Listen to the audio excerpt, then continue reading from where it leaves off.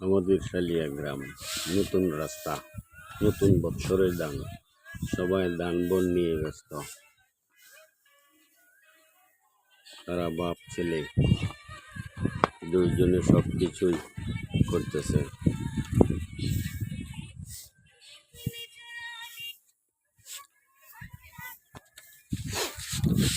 পাশেই শালিয়া স্কুল,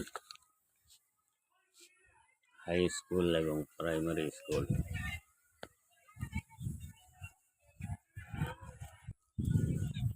ধান নিতেছে, ধান উড়াইতেছে, পাশেই পুকুর, একটা কবরস্থান পাশে।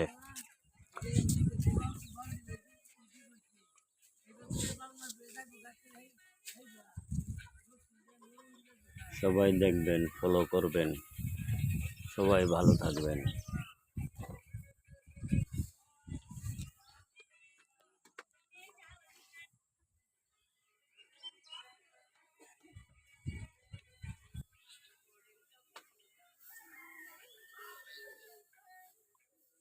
ধান উড়াইতেছে।